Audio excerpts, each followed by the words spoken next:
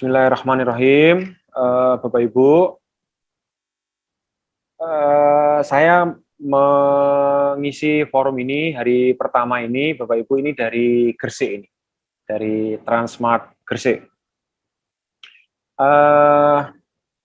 Kita akan belajar beberapa kali pertemuan, nanti plus diskusi di dalam grup terkait dengan entrepreneurship. Ini sudah ada teman Bapak Ibu, Pak Markus, yang mestinya sudah mengikuti sesi yang lalu, mungkin ada tugas yang tidak selesai. Saya tidak tahu persis ya, nanti harusnya Pak Markus bisa kontak saya waktu itu, apakah memang ada tugas yang belum atau bagaimana. Oke deh, nanti bisa japri saya. Baik, Bapak Ibu, entrepreneurship, ya, saya mungkin tutup saja ya. Entrepreneurship ini atau kewirausahaan ini goal atau outcome dari materi kuliah kita adalah nanti Bapak Ibu menghasilkan atau mengerjakan satu tugas workshop atau ada 2 tugas workshop, di mana tugas workshop tersebut akan memaksa Bapak Ibu untuk mengerti tentang mapping bisnis, ya. Yang pertama adalah Bapak Ibu memahami tentang mapping bisnis. Ya, jadi bagaimana memulai bisnis? Saya harus tahu dulu dari mana ini? Apakah dari produk? Apakah dari pasar? Ataukah dari mana? Yang kedua, tugas yang kedua, nanti di mapping bisnis tadi ada 12 pertanyaan, sehingga Bapak Ibu akan mengisi lembar workshop 12 pertanyaan yang tadi atau kemarin sudah saya sampaikan. Saya berharap Bapak Ibu mencetak lembar itu, kemudian bisa mengerjakan sambil jalan. Yang kedua, Bapak Ibu, ketika akan memulai bisnis atau mengembangkan bisnis, Bapak Ibu mesti memahami DNA bisnis, memahami core value dari satu bisnis. Nanti ini biasanya di pertemuan ketiga sebagian, mungkin juga full pertemuan 4, kita akan fokus membahas DNA bisnis. Sehingga Bapak Ibu di ujung mata kuliah ini akan menghasilkan 2 lembar workshop. Jadi akan menghasilkan 2 dokumen di mana Bapak Ibu setidaknya memahami bagaimana sih memulai usaha, bagaimana sih mengembangkan usaha, dan bagaimana memahami bisnis itu bisa memenangkan pasar. Ya, ini poin yang akan kita diskusikan. Tapi sebelum saya lanjut, ini Bapak Ibu semuanya tidak on cam. Saya ingin tahu dulu, Pak Irwan. Halo Pak Irwan, posisi di mana ini? Atau Pak Yusuf? Siapa? Pak Yusuf, posisi di mana Pak Yusuf? Di rumah. Posisi di rumah ya. Pak. Mungkin ada 1 atau 2 yang bisa on cam.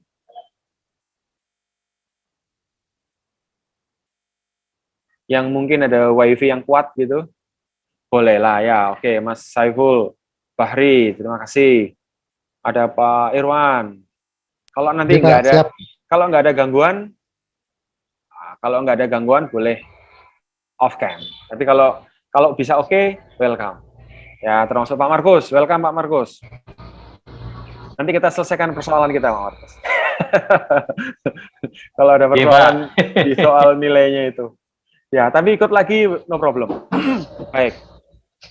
Terima kasih yang sudah on cam. Mudah-mudahan tidak ada gangguan nanti sinyal kita. Kalau ada suara yang terputus, ada gangguan, Bapak Ibu beri kabar ya, supaya saya tidak lanjut sehingga bisa stop. Baik.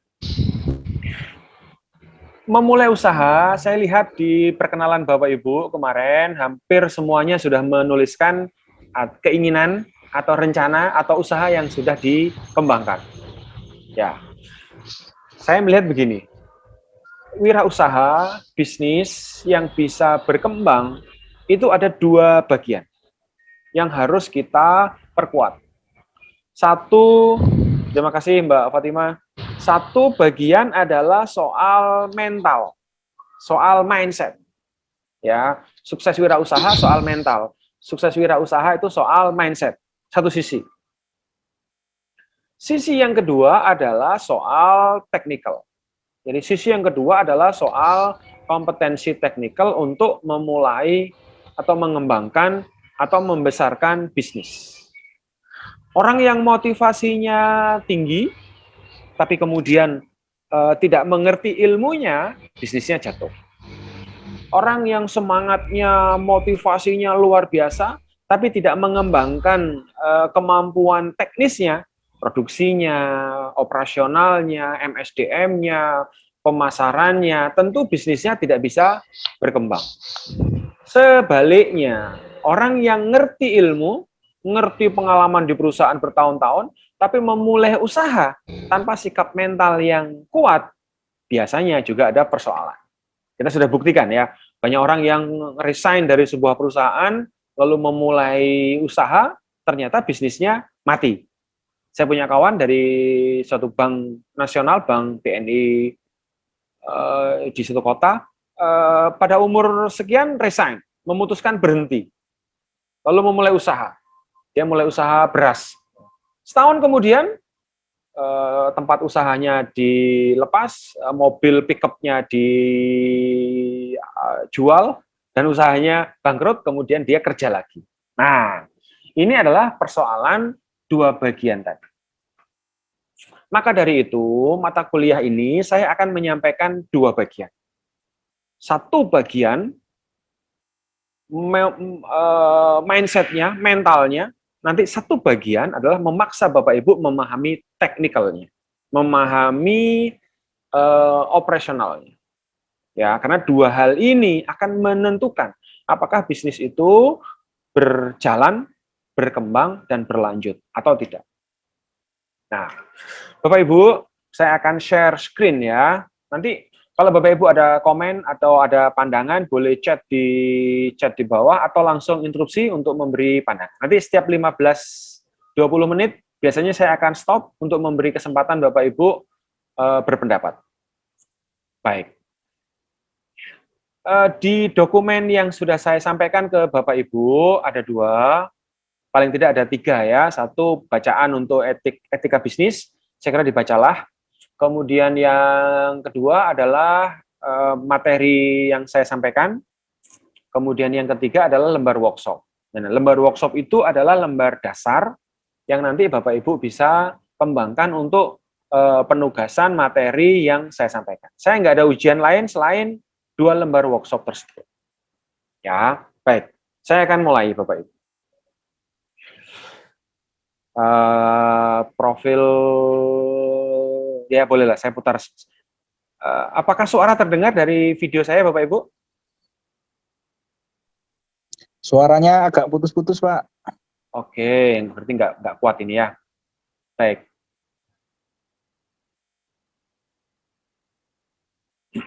Baik, saya lanjut ya. Nah, baik, saya lanjut Bapak Ibu. Saya mulai dari yang pertama dulu. Entrepreneurship, wirausaha, atau apapun lah itu, sebenarnya poinnya adalah, kalau mau dipakai cara sederhananya Robert Kiyosaki, apakah sudah tampil Bapak Ibu Robert Kiyosaki? 4 kuadran ini.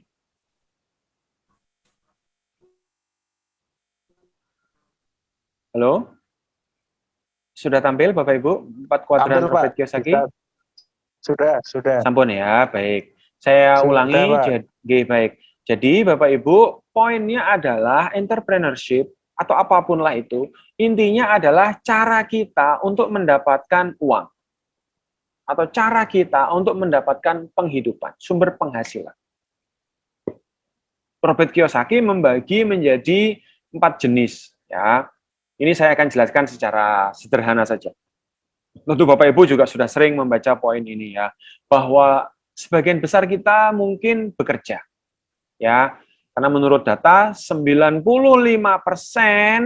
itu ada di sebelah kiri. Jadi pekerja itu ada sekitar 90-an% ke atas. Sebagian besar kita bekerja. Orang bekerja mencari penghidupan, dapatkan penghasilan. Bekerja mendapatkan sumber pendapatan dari perusahaan atau dari orang lain. Ya. Apakah orang bekerja bisa kaya raya? Itu pertanyaan sederhananya. Mungkin ada yang bisa, mungkin Bapak Ibu boleh merespon ya. Apakah orang bekerja bisa kaya raya?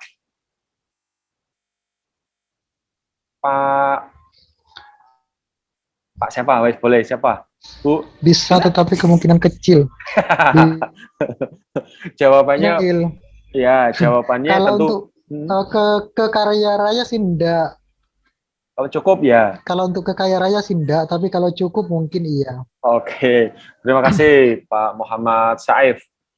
Bisa nggak sih karyawan kaya atau kaya raya? Jawabannya tentu bisa. Caranya adalah Bapak Ibu harus ada di manajemen tertinggi. Betul ya, jadi direktur, jadi board of director, tentu Bapak Ibu ada di posisi tertinggi. Nah, tentu untuk menjadi level tertinggi, kembali tadi jumlahnya sangat terbatas. Yang kedua, ada yang namanya self-employed, pekerja mandiri. Pekerja mandiri ini boleh diartikan orang yang mempekerjakan dirinya sendiri. Dalam hal ini, usaha mikro atau ultra mikro yang dikerjakan sendiri, karyawannya mungkin hanya sendirian, dengan keluarganya, kulaan sendiri, diolah sendiri, dijual sendiri, itu termasuk kelompok self-employed. Atau profesi-profesi tertentu, ya, konsultan yang sendirian, dokter yang sendirian, dan lain-lain. Sama pertanyaannya Bapak Ibu, bisa enggak sih orang yang hanya mengandalkan diri sendiri, mempekerjakan diri sendiri, kaya raya? Jawabannya? Bisa, Mas? Bapak. Jawabannya bisa. Oke. Ketika apa, Pak? Ketika pekerjaannya besar, Pak. Yes. Kasih Ketika penghasilannya. pekerjaannya besar atau ketika yang dikerjakan itu memang sangat sulit, misalnya seperti itu. Yes. Akan tetapi self-employed, pekerja mandiri, dia punya batas. Karena ketika dia mempekerjakan sendiri, dokter misalnya ya, tugas pagi sampai tengah malam, dia punya penghasilan yang besar. Atau konsultan lah misalnya, kalau dia sendirian, dia kerjakan sendiri, diurus sendiri, dikenakan sendiri, pagi sampai malam berhari-hari, tentu hidupnya akan terkungkung pada pekerjaan dan aktivitasnya itu. Nah, Bapak Ibu sekalian, mata kuliah ini mendorong Bapak Ibu kita semua di ujung mata kuliah ini adalah kita untuk menjadi memiliki sumber income yang itu multi income. Jadi saya akan mendorong Bapak Ibu bahwa bisa nggak sih bekerja? Yes, bekerja baik, bekerja good, bisa sukses, bisa berhasil, bisa mencukupi. Tapi Bapak Ibu terikat waktu, terikat dengan orang, terikat dengan aktivitas, dan Bapak Ibu harus menjalankan sesuatu. Jika Bapak Ibu tidak masuk, tidak bekerja, sumber income berhenti. Maka saya mendorong Bapak Ibu, kita harus punya multi income. Bisa sambil bekerja, sambil berbisnis. Bisa sambil bekerja, sambil punya usaha sampingan kecil, self-employed. Ya, sambil Bapak Ibu punya usaha sendiri, sambil investasi. Sambil Bapak Ibu punya usaha kecil, sambil membangun sistem, membangun bisnis. Nah, self-employed, ini kata kuncinya adalah mempekerjakan diri sendiri. Apakah, sebentar, ini apakah ada persoalan? Halo, Bapak Ibu? Kedengeran, Pak. Kedengeran, Pak. Kedengeran ya? Kok tadi tiba-tiba hilang ini saya? Sebentar, saya ulangi ya, saya kembalikan ke slide. Baik. Saya tidak tampil anunya, tidak tampil view-nya. Baik, nggak apa-apa, wes. Pokoknya kedengaran ya. Tapi slide-nya kelihatan Bapak Ibu? Kelihatan, Pak. Kelihatan, Pak. Baik, Kelihatan. baik. Bisnis, satu tadi ya, karyawan. Yang kedua adalah self-employee. Self-employee juga demikian, Bapak Ibu. Bapak Ibu mempekerjakan diri sendiri, meningkatkan sumber income, tapi bagaimana caranya supaya kita punya multi-income? Nah, di mata kuliah ini sebenarnya adalah lebih ke arah business owner. Saya menandai bahwa business owner itu intinya ada 3 poin saja. Punya merek, jadi Bapak Ibu membangun brand, membangun merek. Yang kedua adalah Bapak Ibu punya karyawan, jadi Bapak Ibu mesti mempekerjakan orang lain, mempekerjakan pihak lain, mengembangkan organisasi. Dan yang ketiga adalah Bapak Ibu punya sistem. Yang dikembangkan adalah sistemnya, organisasinya.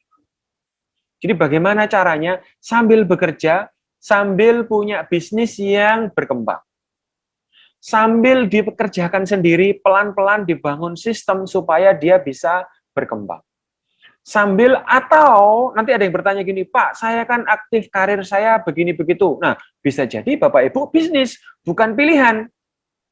Tapi bagaimana entrepreneurship employee dikembangkan menjadi mengembangkan aset, mengembangkan investasi.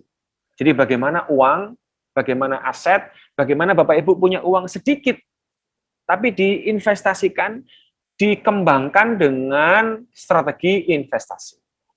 Nah, ini poin yang akan kita tuju. Jadi bukan kalau jadi karyawan, berhenti jadi karyawan, resign, lalu memulai bisnis, bakar kapal. Saya punya pandangan tidak demikian, Bapak Ibu. Jadi multi-income. Nah, ini poin yang ingin saya sampaikan di pengantar ini. Robert Kiyosaki mengatakan bahwa 95% bisnis, 95% itu ada di kuadran kiri manusia itu, orang-orang, kita itu. Pekerja lebih banyak, pekerja mandiri bisa 16-20%, bisnis ini bisa ya 2-3%, bisnis owner yang punya karyawan lebih dari 2 orang, itu 2 sampai ya mungkin 5-6-7% lah ya, sangat sedikit. Kemudian investor, ini juga lebih sedikit. Jadi Bapak Ibu, bahkan Robert Kiyosaki menyebut yang di sisi kanan 5%. Dan yang menarik adalah orang kaya raya, orang-orang yang berkelimpahan, itu biasanya 90% di sisi kanan. Dari 5% itu 90%-nya kaya.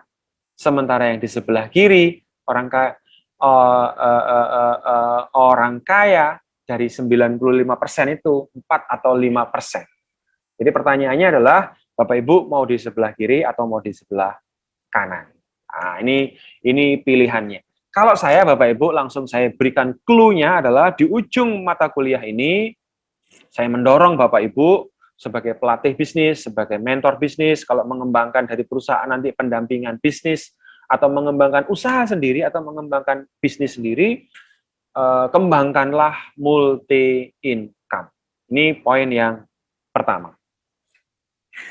Poin yang kedua, Bapak Ibu, di berbagai pertemuan saya menemukan bahwa kawan-kawan di kampus, kawan-kawan di perusahaan, di ASN, di pejabat tertentu sudah merasa saya enjoy di sini, Pak. Sehingga untuk apa saya berbisnis? Saya sudah oke seperti ini, Pak. Kenapa saya harus mengembangkan diri? Nah, saya ingin menyampaikan Bapak Ibu pengantar yang kedua. Bahwa di dunia ini secara alami terjadi yang namanya hukum alam. Ya, terjadi yang namanya hukum alam. Kalau benda di atas dilepaskan, dia akan jatuh ke bawah. Ya. Kalau misalnya Bapak Ibu dari lantai 3 misalnya melemparkan benda, dia akan jatuh ke bawah. Di tempat saya jatuh ke bawah, di tempat Bapak Ibu jatuh ke bawah. Nah, ternyata di dalam diri kita, di dalam jiwa kita, di dalam kehidupan kita juga terjadi yang namanya hukum alam. Yang pertama adalah yang namanya hukum sebab akibat. Kata kuncinya adalah Bapak Ibu, tidak ada yang terjadi kebetulan. Jadi di dunia ini tidak ada yang terjadi kebetulan. Kalau Bapak Ibu memilih studi S2, ini bukan kebetulan. Mungkin Bapak Ibu dipersiapkan untuk menjadi pejabat yang hebat. Kalau Bapak Ibu ketemu dengan saya, mungkin juga bukan kebetulan. Barangkali Bapak Ibu ditantang untuk memulai menggali sumber-sumber income baru. Ya, multi income. Yang penghasilannya bisa 2, 3, 4 kali lipat dari penghasilan Bapak Ibu yang penghasilan utama Bapak Ibu yang sekarang. Tidak ada yang terjadi kebetulan. Semua yang terjadi itu pasti ada penyebab khusus. Bapak Ibu, semua yang terjadi di dunia ini pasti ada penyebab khusus. Pertanyaannya adalah, apakah Bapak Ibu mempersiapkan sebab-sebab khusus untuk sukses di masa depan? Ya, yang kedua, ada yang disebut dengan Bapak Ibu hukum pertumbuhan. Hukum pertumbuhan. Di muka bumi ini, apapun yang kita tabur, kita akan menuainya seiring, dan dia akan bertumbuh seiring waktu. Nah, Bapak Ibu, apa yang kita tabur? Apa yang kita persiapkan? Itu yang suatu saat nanti akan kita tuai. Ini basis yang kedua. Hukum alam yang pertama dari sebab akibat, apa yang kita siapkan akan menjadi apa yang terjadi. Yang kedua, hukum pertumbuhan, apa yang kita persiapkan, apa yang kita tanam sekarang, kita akan terjadi 3, 4, 5, 10, 20 tahun yang akan datang. Anak cucu kita akan tumbuh seperti apa. Ini hukum pertumbuhan. Tidak ada yang instan. Jadi semuanya mesti dipersiapkan. Yang ketiga, ini penting saya sampaikan sebagai pengantar Bapak Ibu, yang ketiga adalah hukum tarik-menarik. Ada yang boleh percaya, boleh tidak, tapi kita ambil sisi positifnya saja. Terkait dengan pikiran. Bapak Ibu, teman-teman sekalian, apa yang dominan kita pikirkan akan terjadi. Bapak Ibu, apa yang paling dominan kita pikirkan, dia akan menarik masa depan. Kita menarik masa depan seperti magnet. Jadi masa depan kita tarik seperti magnet. Jadi Bapak Ibu, pertanyaannya adalah, apa yang Bapak Ibu pikirkan? Apa yang Bapak Ibu rasakan? Apa yang Bapak Ibu bicarakan? Apa yang Bapak Ibu inginkan? Itu akan menjadi kenyataan. Nah, ini sebagai pengantar bahwa masa depan kita wujudkan, masa depan kita panggil, itu dari pikiran kita. Nah, sebelum Bapak Ibu kita diskusi, saya ingin menambahkan satu poin ya. Sebentar, saya bukakan kosongan. Ya. Bapak Ibu sekalian, mungkin yang sekolahnya psikologi atau yang sekolahnya ilmu keguruan, barangkali Bapak Ibu pernah dapat poin tentang konsep diri. Konsep diri. Nah, Bapak Ibu, yang membentuk masa depan kita itu adalah konsep diri kita. Atau kalau dalam bahasa NLP disebut blueprint. Saya ini pemimpin, misalnya. Saya ini pengusaha. Atau sebaliknya, saya ini orang kecil. Saya ini tidak punya. Saya ini anak perempuan, nggak mampu, nggak berdaya. Saya adalah juara. Saya adalah, itu dibentuk dari konsep diri. Konsep diri ini dibangun dari citra diri. Citra diri, konsep diri, maka terbentuklah, biasanya akan membentuk, ya bisa jadi harga diri. Nah, Bapak Ibu, orang-orang yang konsep dirinya, citra dirinya, self-image-nya rendah, pikirannya rendah, gagasannya kecil, maka yang dia pikirkan, dia ucapkan, dia bicarakan adalah perkara-perkara kecil. Sebaliknya, orang-orang yang punya pikiran-pikiran besar, gagasan-gagasan besar, maka blueprint-nya, cetak biru dirinya itu menjadi besar. Tidak peduli apapun background-nya, tidak peduli apapun keadaannya. Saya dari kampung kecil, Pak. Saya anak transmigrasi, Pak. Saya anaknya orang nggak mampu, Pak. Saya anaknya yatim piatu, Pak. Saya ini itu, Pak. Tapi punya impian yang besar. Saya harus berhasil, Pak. Saya harus sukses, Pak. Nah, itu akan membentuk. Kenapa orang sukses? Ini saya renungkan sekian waktu. Kenapa orang sukses? Karena dia punya goal. Dia punya tujuan, Bapak Ibu. Ini poin penting. Nanti di slide juga ada. Tapi ini saya ingin menyampaikan rangkuman penting, ya, bahwa ada orang yang berhasil pasti punya tujuan, target tujuan, punya tujuan. Saya ingin usaha, Pak. Saya ingin punya karyawan 5, Pak. Saya ingin punya karyawan 10, Pak. Di luar pekerjaan inti saya, Pak. Nah, tapi Bapak Ibu, orang punya tujuan belum tentu berhasil kalau dia tidak punya niat atau tekad. Kalau misalnya, saya kok belum berhasil ya, Pak? Tanyakan. Memang kamu niat? Yes. Tanyakan, Pak. Apa benar kamu punya tekad untuk berhasil? Saya mau menjadi kepala dinas, Pak. Kamu memang punya tekad dan punya niat jadi kepala dinas? Saya mau jadi dosen, Pak. Apa kamu memang niat mau ambil S2 lalu ambil S3? Apa kamu, saya ingin punya karyawan 200, Pak. Memang kamu niat jadi pengusaha? Dan kamu punya tekad untuk menjadi pengusaha tadi? Nah, jadi Bapak Ibu, konsep diri, citra diri, blueprint, harga diri, lalu kemudian kalau ingin berhasil harus menetapkan tujuan. Nah, ini sisi penting yang menurut saya harus ditetapkan Bapak Ibu. Kemudian kita mesti punya tekad. Ya, kalau sudah punya tekad, ini adalah awal yang baik Bapak Ibu untuk mencapai sesuatu. Ya, punya tujuan, punya tekad, punya keinginan keras. Nah, pertanyaannya Bapak Ibu, mengapa selama ini merasa kok enak ya kerja begini? Ya cukuplah begini saja. Pagi kerja, sore istirahat, pagi kerja lagi, sore istirahat. Kenapa kita tidak pernah memikirkan punya sesuatu yang berdampak di kecamatan kita? Punya sesuatu yang berdampak di kabupaten kita? Punya sesuatu yang berdampak di provinsi kita? Punya sesuatu yang berdampak lebih luas di Indonesia? Coba Bapak Ibu cek konsep diri, citra diri, harga diri, tujuan, niat, dan tekad kita. Nah, ini akan menjadi introspeksi kawan-kawan sekalian, Bapak Ibu sekalian, kita semua untuk menuju kepada suatu tujuan. Sebelum nanti saya akan masuk ke poin tentang bagaimana memulai usaha. Kita introspeksi diri dulu, kita temukan dulu apakah Bapak Ibu ini ibaratnya burung itu burung emprit. Nah, misalnya gitu. Ya, aku karyawannya lah, Pak. Yang penting gaji segini udah cukup lah, Pak. 10 juta, 15 juta. Yes, cukup untuk saya.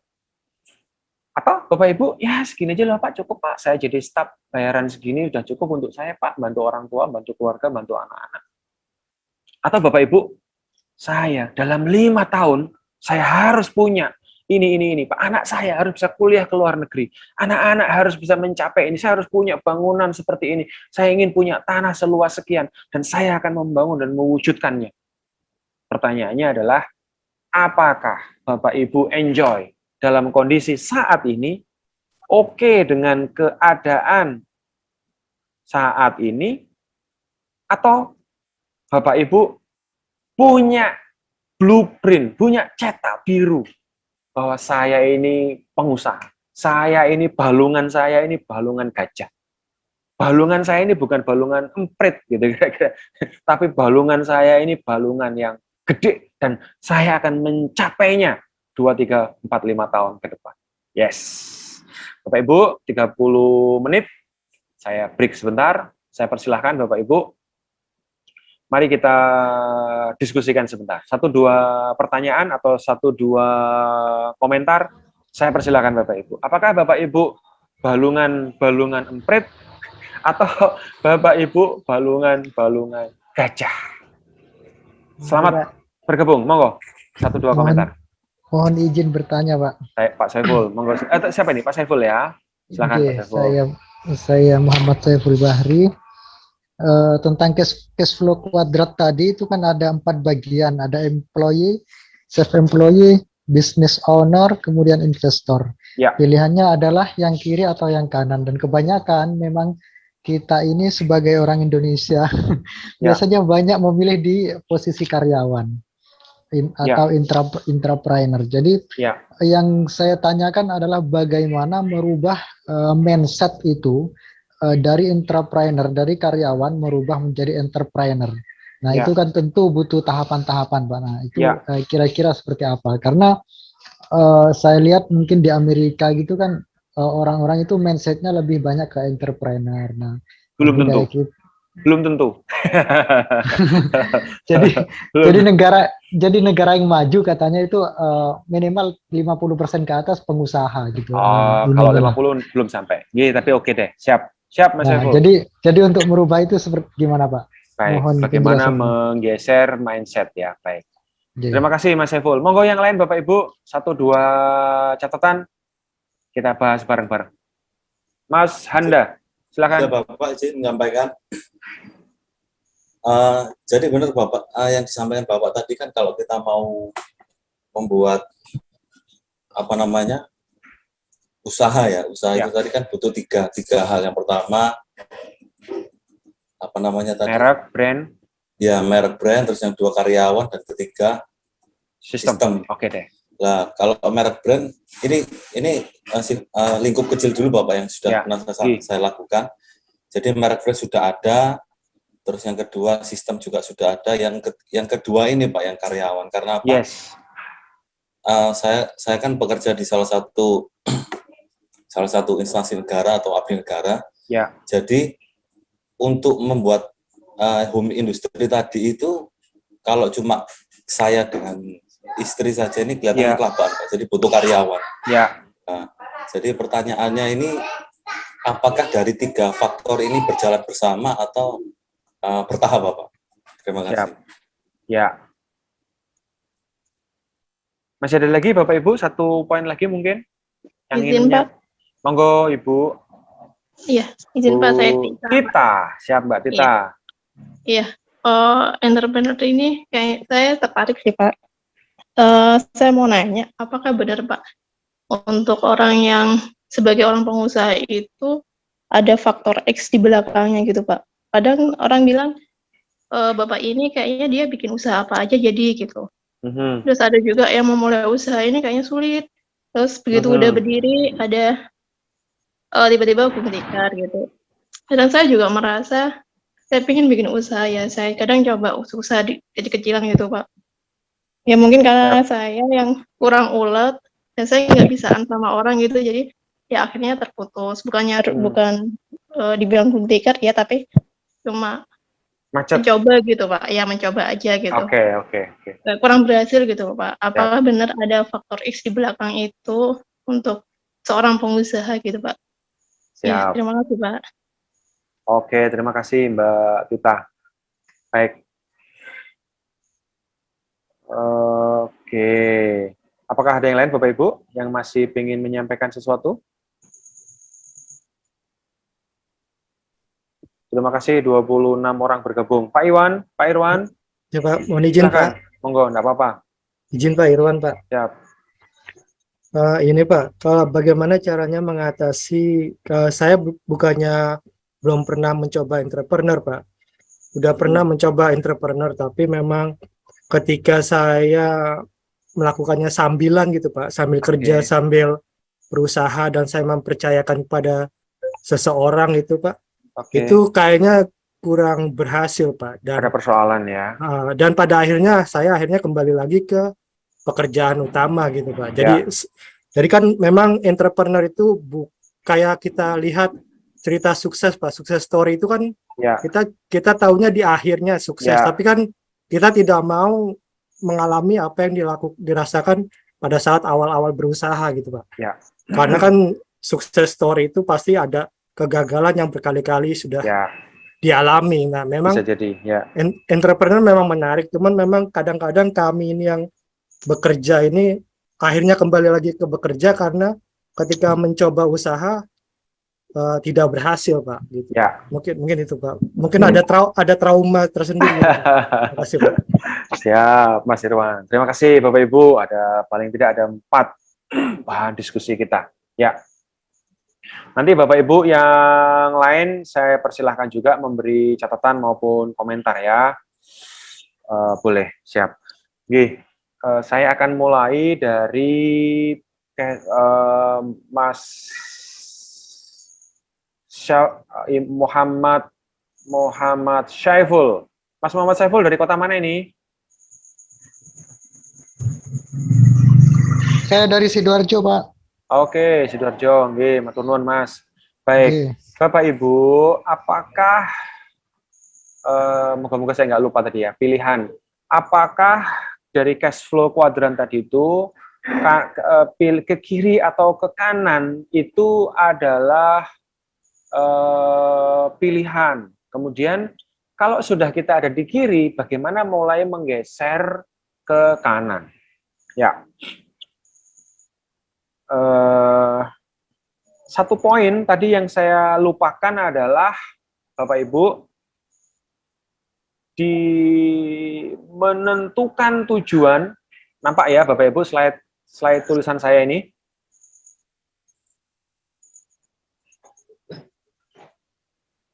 Halo? Nampak, Pak. Nampak ya Bapak Ibu? Nampak, Pak. Ada satu poin sebelum menetapkan tujuan lalu menuju ke tekad. Ini ada poin yang penting tentang keputusan. Jadi Bapak Ibu, pertanyaannya adalah apakah Bapak Ibu memutuskan? Saya memutuskan menjadi titik-titik-titik. Ini akan membentuk identiti. Jadi Bapak Ibu ketika sudah mengatakan di pembuka tadi, saya siapa tadi ya Bu? Saya kan abdi negara Pak. Yes. Jadi saya abdi negara. Berarti Bapak Ibu memutuskan, mengidentiti bahwa saya abdi negara. So, kalau abdi negara itu nggak boleh Pak berbisnis. Maka Bapak Ibu membuat blueprint, membangun konsep diri, membentuk citra diri, konsep diri, blueprint tentang seorang abdi negara. Lalu Bapak Ibu terbelenggu yang namanya pilihan. Ya, banyak orang yang terbelenggu pada pilihan. Dia menggunakan kata atau, dia menggunakan tetapi. Jadi saya dari 4 orang yang berbicara, mesti mengatakan ya ini Pak, tapi ya ini Pak, saya kan abdi negara, sehingga tidak mungkin Pak, dan seterusnya, dan seterusnya. Bapak Ibu terkena yang namanya tirani atau. Ya, ada yang disebut dengan tirani atau, tirani or. Ya, tirani or. Tirani or. Ya, ini Pak, atau ya, kalau saya nggak begini, ya atau begini. Nah, Bapak Ibu, teman-teman sekalian, di Robert Kiyosaki, kalau saya tetap tidak membenturkan kanan ataupun kiri, tidak membenturkan employee maupun business owner. Makanya saya bilang tadi, di ujung mata kuliah ini, saya mendorong Bapak Ibu multi-income. Bekerja dan, ya, jadi tidak menggunakan atau, or, atau, tapi Bapak Ibu gunakan kata-kata dan, sambil. Yes, makanya saya sebut tadi multi-income. Nah, ini juga sekaligus menjawab pertanyaan, Pak, apakah tiga-tiganya itu langsung, saya tadi betul Pak Hamda. Benar. Jadi Pak, tidak harus langsung, Pak. Banyak pengusaha kecil itu memulai dari kerja sendirian, Pak. Banyak pengusaha menengah itu bekerja dengan 1-2 orang sambil dia bekerja, Pak. Kerja sama orang. Jadi, business owner itu bisa dimulai dari self-employee, Pak. Kerjakan sama istri, 1-2 waktu, ngerekrut tambahan 1 keponakan, ngerekrut orang nunut, ngerekrut tetangga, sambil berkembang. Loh, kok berhasil? Baru rekrut orang-orang hebat. Jadi Bapak Ibu, kita tidak langsung tiba-tiba. Tidak ada yang instan. Jadi saya bilang ada pertumbuhan. Jadi benar, saya dulu memulai 1 orang karyawan. Pelan, saya mulai rekrut orang, 2 orang, berkembang 3 orang, 4 orang. Saya kembangkan konsep, ada manajernya, ada supervisornya, dikembangkan lagi. Jadi berkembang sambil, dan saya sambil mengajar. Dan sambil saya mengerjakan proyek-proyek. Dan sambil saya bikin CV lain dengan sistem karyawan yang lain. Dan sambil saya mengerjakan dengan pihak-pihak lain. Kemudian, jadi Bapak Ibu, mulai sekarang jangan gunakan tapi, jangan gunakan atau, jangan seakan-akan abdi negara tidak boleh berbisnis.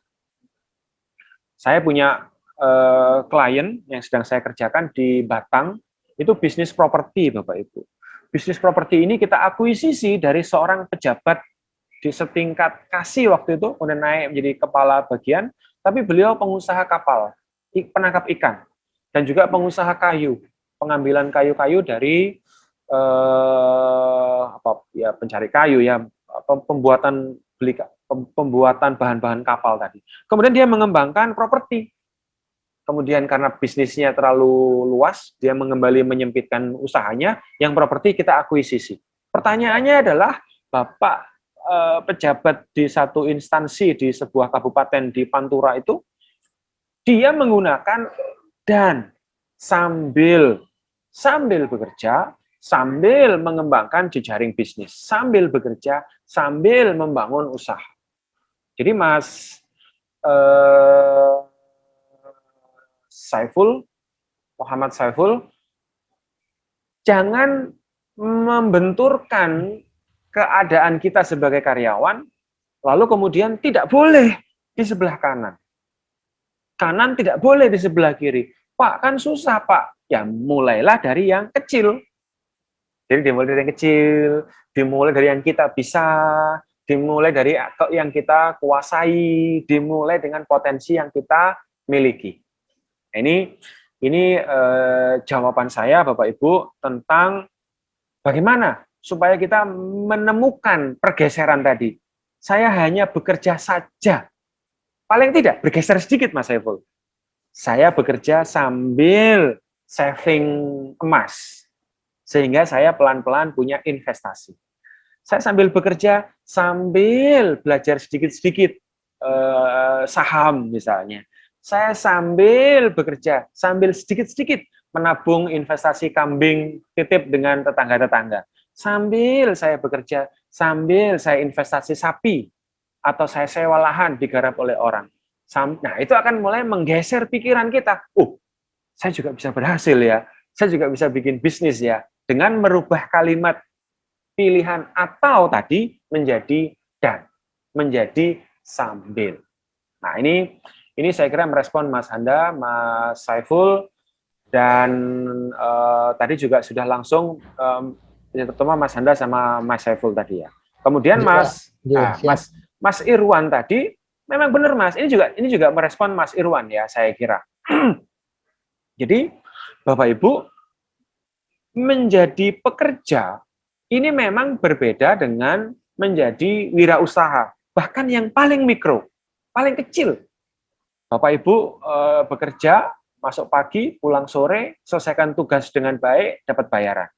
Tapi kalau Bapak Ibu buka usaha, buka bengkel misalnya, atau buka jasa laundry misalnya, Bapak Ibu akan berhadapan dengan customer, dengan operasional, dengan cash flow, dengan pemasaran, dengan tagihan, dengan biaya, pagi, siang, sore, malam, segala macam. Nah, tiba-tiba Bapak Ibu harus menghandle berbagai urusan tadi. Nah, Jadi memang ada dua bagian Bapak Ibu. Saya ulangi di depan tadi, bahwa wirausaha, entrepreneurship, itu punya kompetensi, punya kemampuan, tidak cukup. Punya keahlian, tidak cukup. Dia membutuhkan soft skill, membutuhkan tekad, membutuhkan cita-cita, membutuhkan blueprint, membutuhkan mindset, membutuhkan keuletan, membutuhkan keputusan, membutuhkan macam-macam Bapak Ibu. Dan Bapak Ibu, bagi orang yang memutuskan, saya begini sudah bersyukur Pak, saya ambil seperti sudah bersyukur Pak, berarti Bapak Ibu sudah menciptakan yang namanya, saya kembali ke atas, blueprint. Saya Pak, abdi negara. Yes, Bapak Ibu sudah memutuskan, saya abdi negara. Ini namanya keputusan.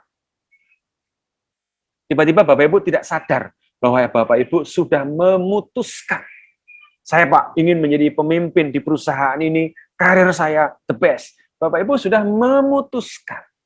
Yes, itulah yang akan terjadi, namanya blueprint seiring waktu.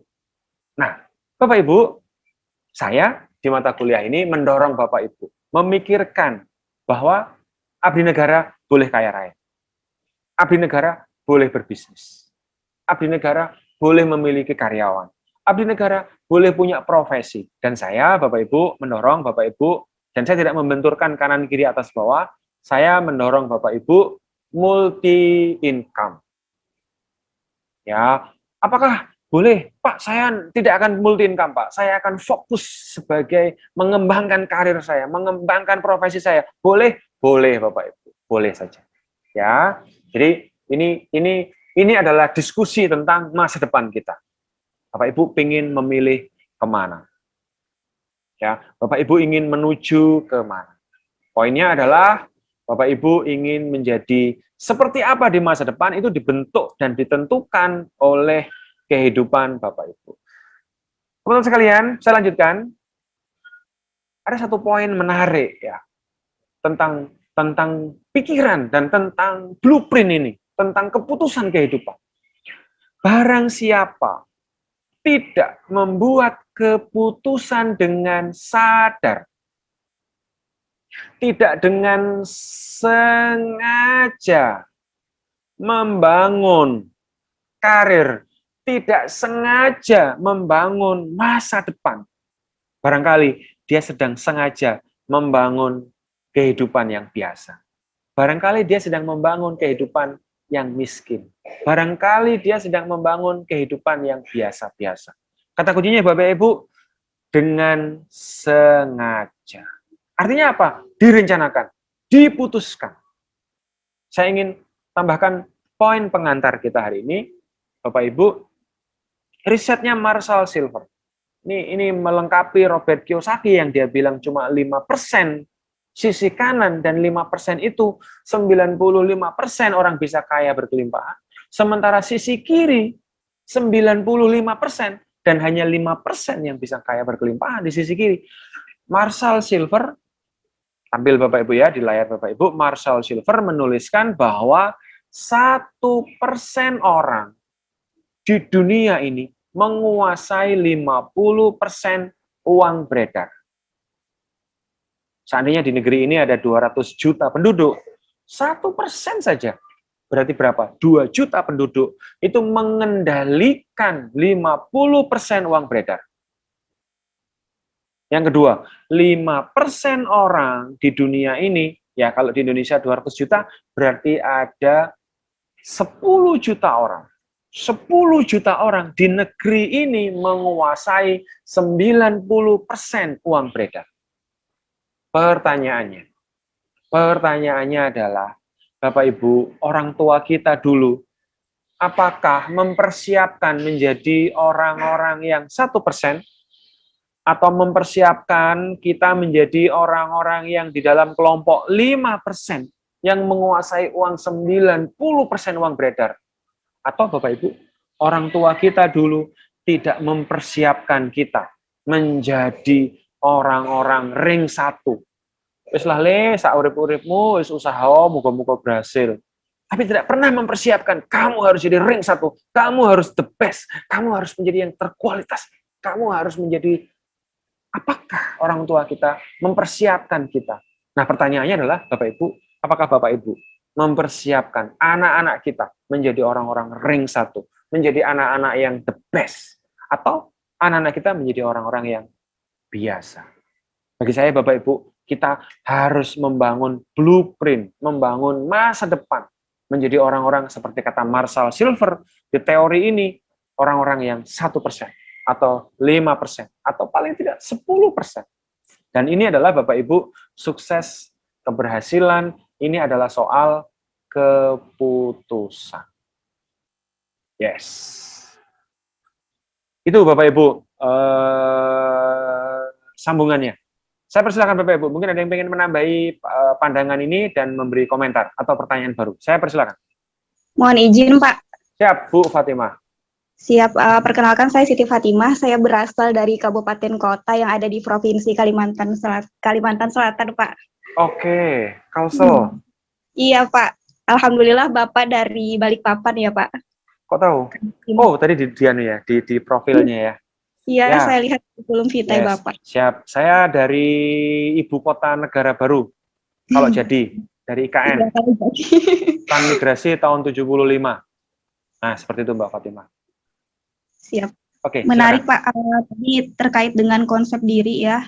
Pertama, ini malam ini sangat berkontemplasi bagi saya gitu kan. Alhamdulillah juga untuk malam ini mata kuliah ini. Nah, karena tadi kita sudah mendengar terkait dengan kausalitas hukum sebab akibat ya. Yes. Nah, terus juga ada hukum tabur tuai, apa yang Ya. kita kata itu akan kita tuai. Ya. Terus yang terkait dengan hukum tarik menarik, Pak. Ya. Nah, jadi dulu itu sewaktu saya pertama kuliah S1, Ya. saya itu direkom oleh seorang dosen. Beliau itu mengatakan bahwa mahasiswa itu adalah agen perubahan, pelopor pembangunan dan pembaharuan. Jadi ada Yes. ada 3 tugas mahasiswa yang bisa kita jadikan peran di dalamnya selama menjadi maha di atas Ya. kesiswaan kita gitu. Nah, Ya. jadi yang selanjutnya beliau rekom kepada saya untuk membeli buku dengan judul The Secret, Pak. Oke. Dan alhamdulillah saya S1 kuliah perdana tahun 2014, Ya. tahun 2017 saya temukan di Indramayu, Pak. Oke. Dan kebetulan saat itu sehabis forum intermediate training. Nah, jadi terkait dengan hukum tarik menarik ini, Pak, the law of attraction, saya Ya. sering juga mendengar di YouTube itu pagar kehidupan. Ya. Terkait dengan cara kita, mindset kita gitu kan, Ya. bahwa apa yang kita pikir negatif maka hasilnya akan Ya. negatif, yang Ya. kita pikir positif maka hasilnya positif gitu. Yes. Nah, jadi tadi saya juga membaca kurikulum vitae Bapak, jadi Masya Allah banget gitu kan. Nah, Ya. jadi yang di sini saya ingin mendengar aja Pak, mungkin Bapak bisa sharing terkait pengalaman Bapak dalam mengimplementasikan hukum tarik menarik ini. Siap. Karena hari ini banyak pengalaman track record yang Bapak catat dalam dunia wirausaha, pasti ini juga berasal dari hukum tarik menarik itu sendiri. Itu, Kak. Siap. Terima kasih Mbak Fatimah. Ya, poin penting ya. Jadi teman-teman sekalian, the law of attraction ini terkait dengan pro kontranya, silakan ya. Ada yang berpendapat ngapain percaya pada seperti hal-hal seperti itu. Nah, Bapak Ibu, saya merasakan benar kenapa selalu di setiap pertemuan dengan anak muda, dengan anak sekolahan, dengan pengusaha, dengan pelaku anak-anak yang lagi membangun usaha, Bapak Ibu yang galau dan segala macam, saya katakan poin pentingnya itu adalah dibangun dari pikiran kita. Apa yang kita pikirkan itu biasanya kita ucapkan. Nah, apa yang paling sering kita pikirkan biasanya banyak kita ucapkan. Jadi kalau ingin tahu masa depan kita sebenarnya adalah kita bisa mapping dengan apa yang paling sering kita ucapkan. Itu adalah muncul dari pikiran kita. Ya. Jadi saya sangat percaya. Saya lahir di Malang, mungkin ini kita bisa diskusi santai ya. Saya lahir di Malang tahun 75. Ibu saya sama bapak saya itu transmigrasi ke Sepaku namanya. Jadi yang sekarang menjadi ibu kota baru itu. Jadi Bapak Ibu saya punya rumah, pernah transmigrasi, punya tanah transmigrasi dijual segala macam, lalu masih punya rumah di titik ibu kota mungkin sekitar 5 kilo lah ya dari ibu kota itu. Kalau lewat di ibu kota baru, itu kalau ada pom bensin di situ di depan rumah ibu saya itu ada pom bensin di situ. Sejak kecil saya selalu mengatakan misalnya gini, saya harus masuk SMA terbaik di Kalimantan, di Balikpapan. Alhamdulillah saya bisa masuk SMA 1. Ya. Kemudian dari Kalimantan saya bilang saya harus masuk perguruan tinggi negeri. Ya, alhamdulillah saya bisa ke Jawa dan saya bisa kuliah di perguruan tinggi negeri. Ya, teman-teman sekalian, saya bekerja tidak karu-karuan karena anaknya orang transmigrasi, 3 tahun jadi cleaning service di Jalan Bendungan Sigura-gura. Kalau Anda yang kuliah di ITN Malang, di dekatnya ITN itu ada sebuah lembaga, waktu itu saya jadi cleaning service. Tapi saya selalu mengatakan bahwa saya harus selesai S1. Dengan penuh penderitaan saya menyelesaikan S1. Dan saya sering ngomong ke teman-teman saya sebelum umur 30 tahun, saya sudah harus S2. Dan alhamdulillah saya selesai S2 umur 26 tahun. Saya banyak ngomong ke banyak orang bahwa saya harus selesai S3 sebelum 40 tahun. Ya alhamdulillah, paling tidak saya selesai umur 42 tahun. Karena saya ada kesulitan waktu itu. Tapi alhamdulillah paling tidak masih umur 40 tahun. Jadi teman-teman sekalian, bagaimana mengendalikan pikiran ini? Ini persoalan yang tidak mudah. Sering muncul di pikiran kita, saya bekerja keras tapi bos saya yang sukses. Saya yang jadi panitia begini begitu tapi orang lain yang dapat duit yang paling banyak. Nah itu Bapak Ibu adalah the law of attraction. Ketika pikiran-pikiran itu negatif, tiba-tiba yang datang itu hal-hal yang negatif. Coba misalnya kalau kita bekerja di perusahaan atau di organisasi, saya senang pimpinan saya sukses. Saya senang kawan saya sukses. Saya senang partner saya sukses. Dan seterusnya. Nah, kalau mau dihubungkan dengan, saya punya satu slide menarik tentang apa yang kita diskusikan ini. Nih, jadi motivasi untuk sukses. Ini selaras dengan pikirannya law of attraction tadi.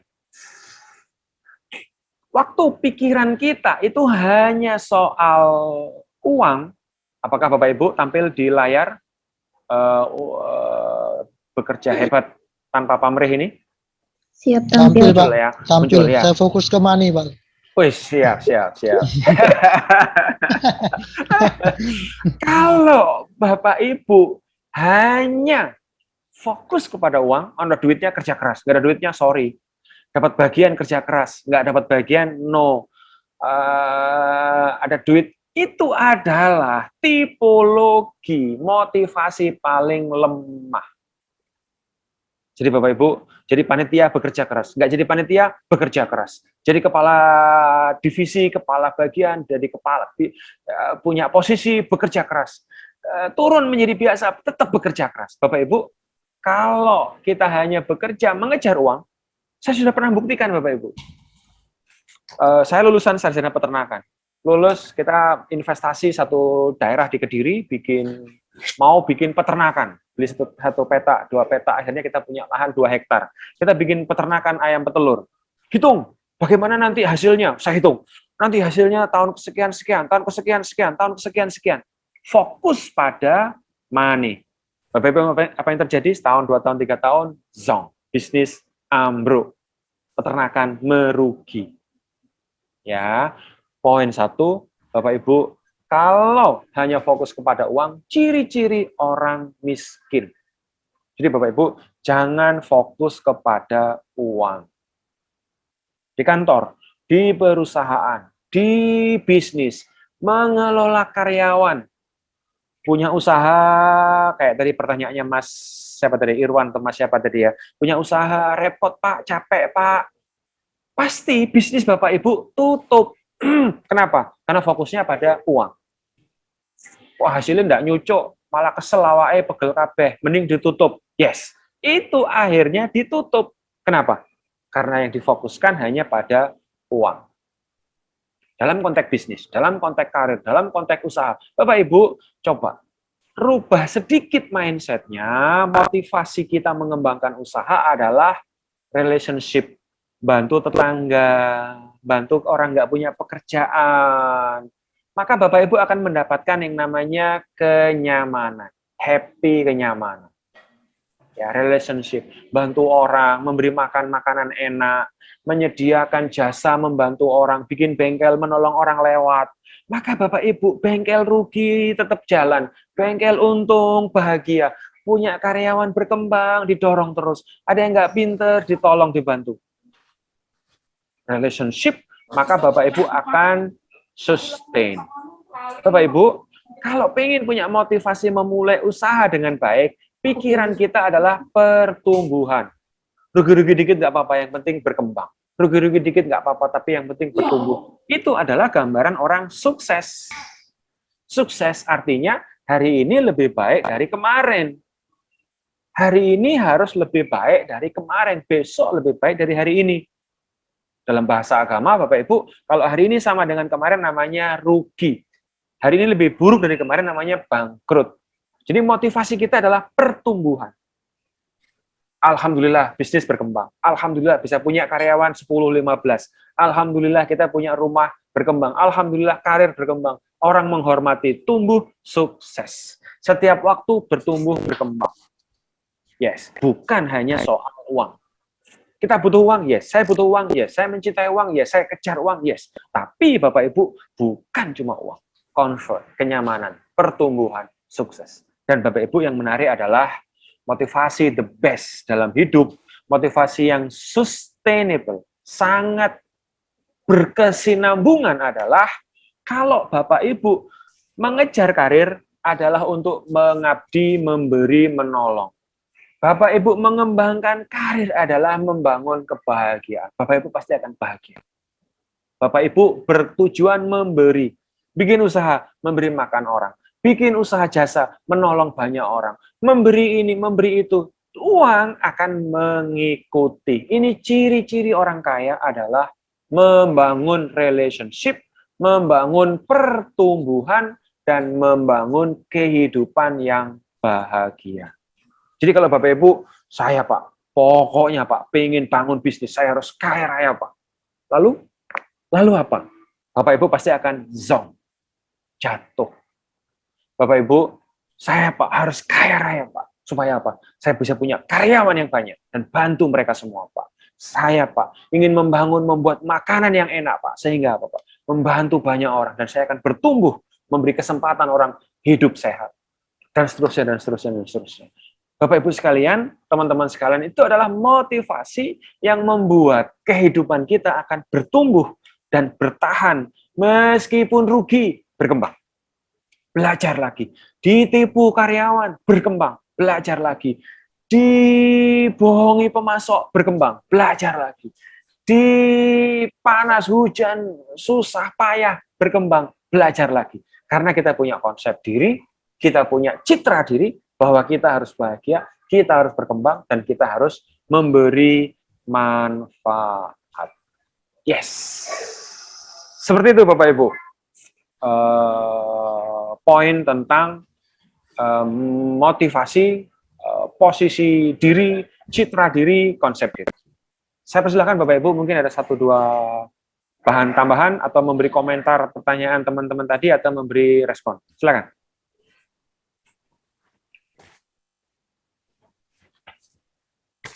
Adakah yang ingin berkomentar? Saya persilahkan Bapak Ibu. Terima kasih, 26 orang bergabung. Sudah bergabung juga, tadi Tak Cari, Pak Mahfur. Mbak Dia, apakah ingin menyampaikan sesuatu? Udah, Pak. Pak, izin menyampaikan tambahan, Pak. Siap. Mas Sugianto. Rahmat, Pak. Oke, Mas Rahmat, monggo. Saya ada satu pemikiran, Pak. Siap. Mengutip pernyataan investor legendaris dunia Warren Buffett. Yes. Beliau menyatakan begini, Pak. When you don't find a way to make money when you sleep, you will work until you die. Yes. Serem nih Pak, maknanya nih Pak.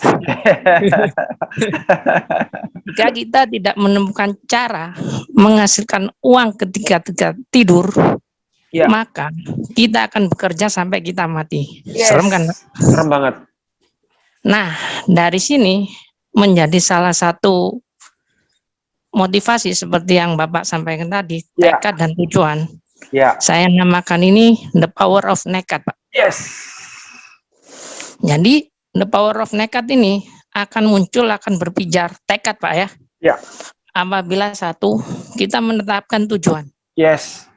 Tujuan kita satu, saya nggak mau bekerja sampai saya mati. Saya ingin Yes. menikmati saya hidup dengan tidur, Yes. mendapati passive income. Yes. Tetapkan tujuan kita setegas-tegasnya, sekuat-kuatnya. Yes. Apabila udah 50% tegas dengan komitmen dengan tujuan, 50 kesuksesan sudah di tangan, Pak. Komitmen, ini kata kunci juga. Yes. Presentasi berikutnya untuk memunculkan the power of nekat, Ya. kita harus optimis. Optimis dalam arti gini, Pak. Kita punya antusias dan ambisi untuk meraih tujuan itu. Maksudnya Yes. gini, perkara untuk mendapatkan penghasilan di saat kita sudah nggak aktif bekerja, Ya. ini adalah perkara hidup dan mati. Ya. Antusias, Pak. Ya. Gimana caranya harus tercapai ini, Pak? Gimana Yes. caranya, Pak? Yes. Nah, apabila tujuan udah kuat, optimisme, antusias, dan ambisi sudah ada. Langkah terakhir apabila ini nggak ada ya, kosong juga, Pak. Yang terakhir ini tindakan, Pak. Action. Yes. Nah, tindakan ini akan menyempurnakan langkah-langkah kita yang jelas untuk memulai sesuatu pasti kan jatuh dulu, toh, Pak. Ya, siap. Nggak mungkin kita naik sepeda motor, nggak belajar sepeda ondel dulu, nggak mungkin, Pak. Yes. 3 langkah ini, teman-teman, apabila kita punya tujuan, maksudnya tujuan kita nggak mau kita bekerja sampai kita mati kan konyol Ya. juga kan, nggak apa-apa. Konyol. Yes. Kita punya antusias, optimisme, dan ambisi, kita lengkapi dengan action tindakan. Nah, Yes. ketiga elemen ini akan memunculkan the power of nekat itu sendiri untuk meraih tujuan. Saya nggak mau kerja sampai saya mati. Titik, Pak. Yes. Siap. Masukan. Terima kasih, Pak Rahmat. Saya tambahi keseremannya, Pak Rahmat. Ini riset. Saya dulu juga sering ikut. Ada poin penting tentang keseremannya ini. Saya tambahkan. 96% orang pensiun bangkrut. Bangkrut. Yes, 96% orang pensiun bangkrut. Ya, jadi Bapak Ibu, saya kira catatan dari Robert, siapa tadi, Warren Buffett tadi yang diterangkan oleh Pak Rahmat dan memotivasi kita bahwa tadi poin penting, komitmen itu sebenarnya selaras dengan tekad. Jadi kalau orang punya tekad, itu biasanya punya komitmen. Ya, saya harus punya sekian. Saya harus ini. Saya ingin. Nah, jadi teman-teman sekalian, ini saya kira catatan bagus ya dari Pak Rahmat. Apa mau Bapak Ibu mati, bangkrut misalnya gitu? Apa mau Bapak Ibu menua menjadi beban? Apa mau Bapak Ibu pensiun kemudian menjadi tanggungan orang lain? Yes.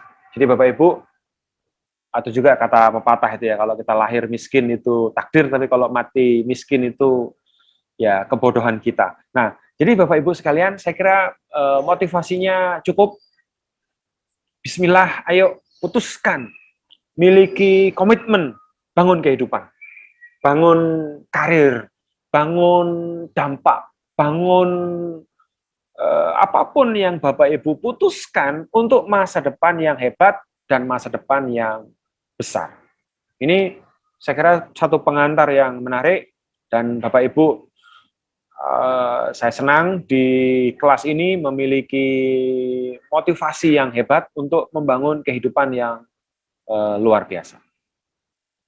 Baik. Atau masih adakah yang ingin menyampaikan sesuatu, Bapak Ibu?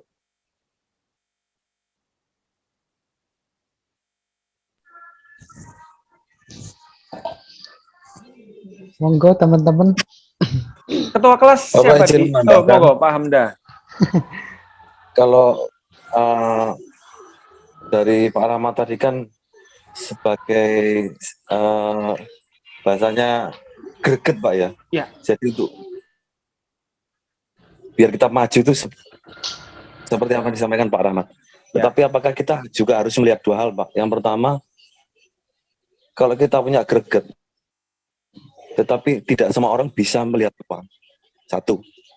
Nah, terus yang kedua, apakah kita juga perlu memperhitungkan ya seberapa lebih keberhasilan atau tidak? Lah, tentunya kita kan harus punya pengetahuan yang kedua saya di nggak kedengaran, bidang Mas. itu kan gitu Pak ya. Ulangi yang kedua, Mas. Saya nggak kedengaran. Nah, yang kedua. Jadi yang kedua,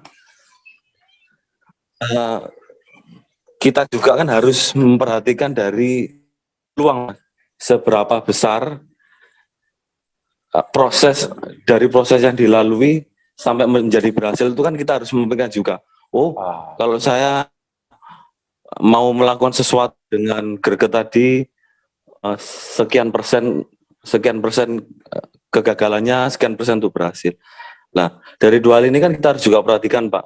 Jadi melihat peluang dan seberapa besar peluang itu bisa terjadi. Oke. Nah, apakah siap. butuh dua hal ini juga Pak? Siap. Terima kasih Pak. Terima kasih Mas Hamda. Ya, poin yang pertama, Mas Hamda, jangan menggunakan kata tetapi. Pokoknya mulai sekarang jangan menggunakan kata tetapi. Ya, tetapi jangan. Biarkan pikiran kita itu menjadi welcome terhadap peluang dan masa depan. Yang nomor 2, inilah fungsi kita kuliah ini. Jadi, bisnis yang tidak diperhitungkan itu bukan bisnis. Ya, saya menyebut bisnis yang tidak diperencanakan dengan baik itu bukan bisnis. Itu adalah perjudian, gambling. Ya, perjudian, gambling. Maka dari itu, Bapak Ibu, teman-teman yang berpendidikan, yang sedang ambil studi magister ini, dan nanti Bapak Ibu akan banyak membantu banyak orang, tentu berbisnis mesti disusunlah rencana.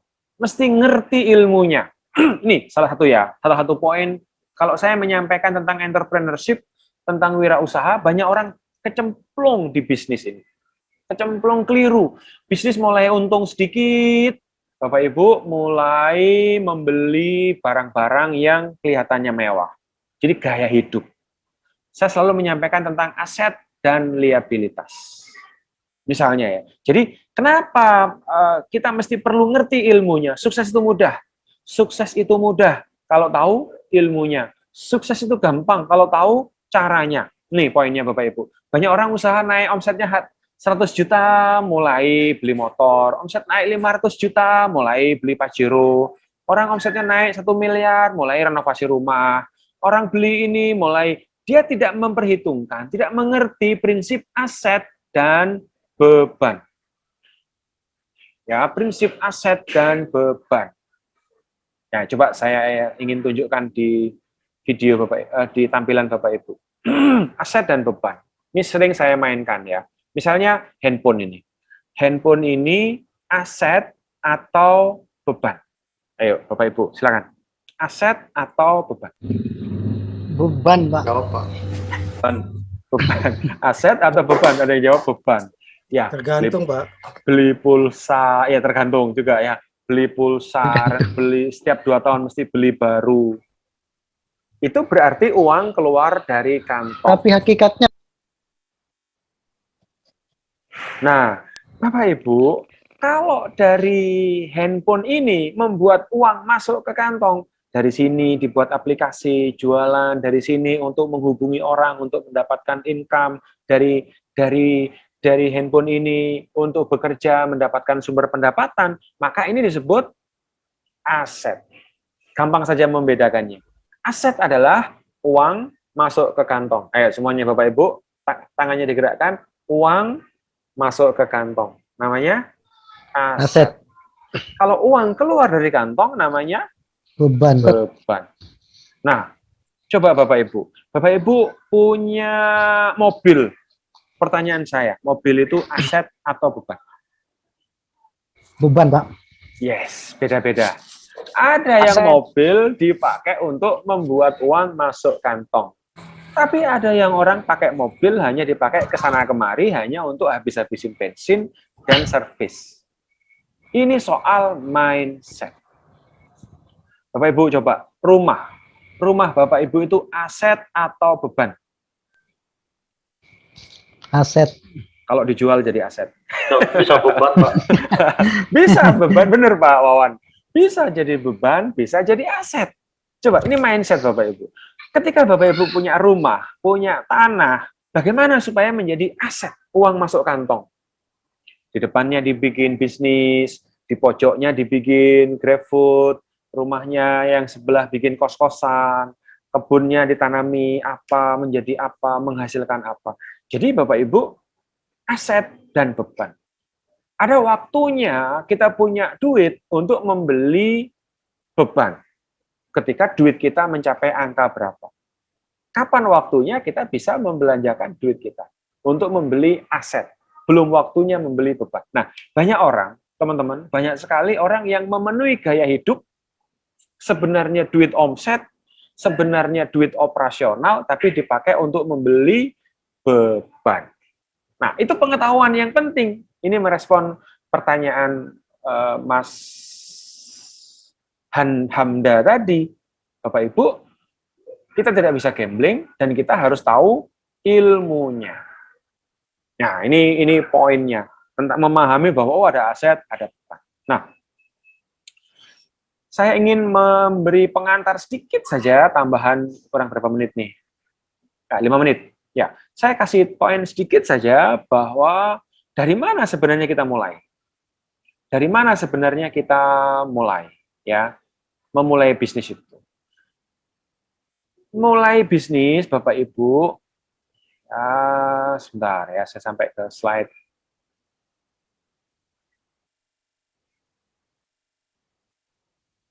Ya, dari sini.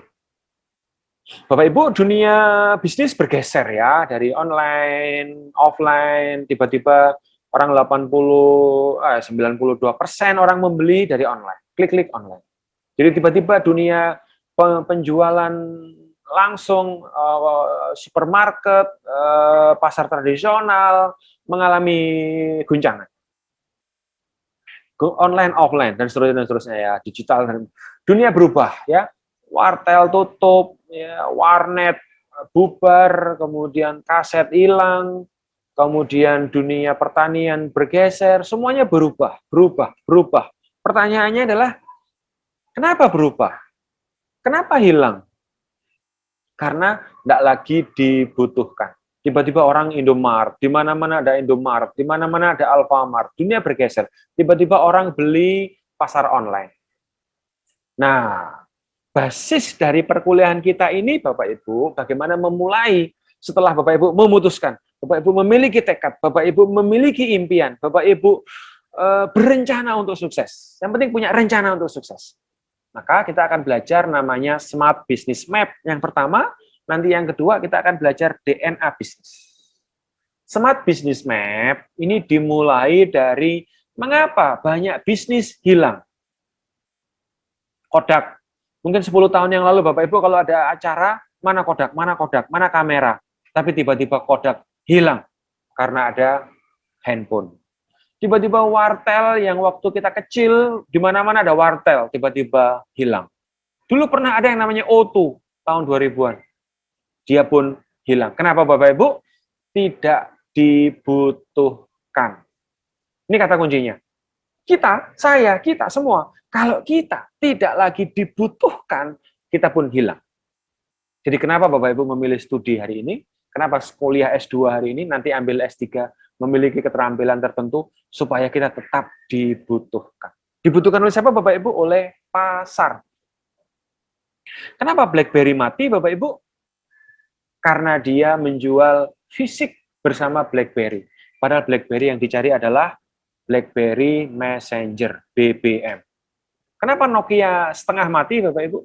Karena dia salah investasi. Tidak lagi dibutuhkan. Kalah dengan Android. Dia invest dengan Microsoft. Dibeli Microsoft sebagian sahamnya. Selepan. menjelang mati, yang ada pabrik beras. Bapak Ibu, PT Pos.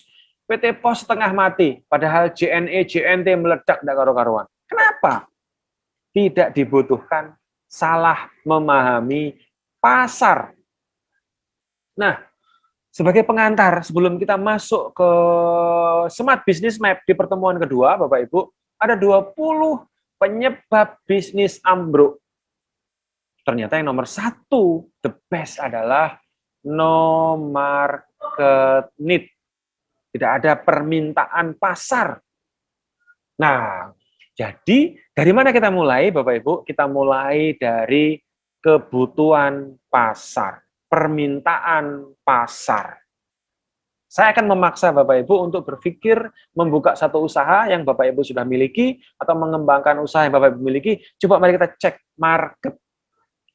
Apakah masih relevan, dibutuhkan pasar? Nanti ini poin yang paling banyak kita bahas. Yang nomor 2 adalah yang membuat bisnis ambruk adalah gagal mengelola cash flow. Yang ketiga adalah gagal mengelola tim. Dan yang keempat adalah kalah bersaing. Nah, poinnya adalah pasar. Kalau di Islam ada yang namanya Abdurrahman bin Auf. Waktu dia pindah ke Madinah, yang dicari pasar. Di mana pasar? Dia ingin membangun pasar. Apa kata Paul Finn? Paul Finn mengatakan, ide bisnis tidak penting. Tapi yang penting adalah pasar. Ide bisnis gampang, bisa ATM, amati tiru modifikasi. Kalau Bapak Ibu punya market, punya pembeli, punya punya link networking dengan orang yang membutuhkan pasar, Bapak Ibu kaya raya. Yes. Nah, Bapak Ibu, teman-teman sekalian, di sesi besok dan setengah di pertemuan berikutnya adalah kita akan membahas 12 Smart Business Mapping. Ini ilmu dari Pak Budi Isman. Ya, saya mengadopsi dari pikiran beliau karena ini saya anggap materi yang mudah dan sederhana untuk mapping bisnis. Di 3 area, playing field, jadi memahami area bermain, market landscape, memahami pasar, memahami peta pasar, dan yang ketiga ini yang paling penting Bapak Ibu, bisnis keren boleh, bisnis luar biasa boleh, tapi kalau enggak untung, untuk apa bisnis? 3 area kita akan mainkan, playing field, itu akan ngomong soal what the problem, kita temukan ide bisnis, yang kedua adalah who has the problem, kita temukan segmen pasar, kemudian bagaimana kita memberi solusi, kita berarti menciptakan ide bisnis kreatif, apakah new solution, bisnis yang betul-betul baru, apakah bisnis yang mendisrupt market, atau yang ketiga, me too, saya juga sama dengan yang lain. Nah, banyak yang me too saja, nggak apa-apa. Tapi yang penting Bapak Ibu bisa mapping, ini loh ternyata. Baru yang keempat, Bapak Ibu harus paham, how big the market, pasarnya seberapa besar, Pak? Ini area yang pertama. Area yang kedua adalah bagaimana memahami faktor yang membunuh. Yang ketiga adalah bagaimana membuat orang membeli, membuat orang memilih kita, dan bagaimana kita jualan, dan bagaimana mempertahankan customer. Ya, dan bagaimana keuntungan diperoleh, Bapak Ibu, dengan pertanyaan nomor 9, 10, 11. Bagaimana meningkatkan omset, bagaimana menjaga biaya, bagaimana mengendalikan bahan baku, dan bagaimana mengendalikan karyawan. Yes. Saya kira itu Bapak Ibu pengantar pertemuan untuk hari ini. Sukses untuk Bapak Ibu sekalian. Sampai jumpa di pertemuan selanjutnya.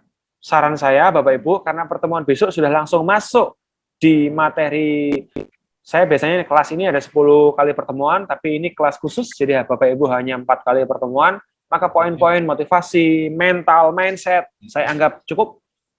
Pak Rahmat sudah mewakili pikiran-pikiran tadi, bahwa kita harus bertekad membangun karir, bertekad membangun masa depan, bertekad membangun sesuatu, dan pertemuan berikutnya, bagaimana caranya, bagaimana tekniknya, ini yang kita akan bahas di pertemuan selanjutnya. Saya kira demikian Bapak Ibu, sampai jumpa di pertemuan selanjutnya, selamat beristirahat. Pak Ketua, siapa Pak Ketuanya? Nggih, Pak, saya siap. Pak Ketua, mohon dibantu bikinkan Google Form ya untuk dokumen Nggih. Bapak Ibu untuk absen di Google Form, nanti bisa dikirim di grup, teman-teman isi pertemuan untuk malam hari ini. Saya Nggih, nggih, kira Pak. demikian, nanti boleh diskusi lagi di grup, boleh saling bertanya. Saya akhiri untuk malam hari ini, sukses untuk Bapak Ibu. Selamat istirahat, selamat malam. Assalamualaikum warahmatullahi wabarakatuh. Terima kasih Pak. Waalaikumsalam Waalaikumsalam warahmatullahi wabarakatuh. warahmatullahi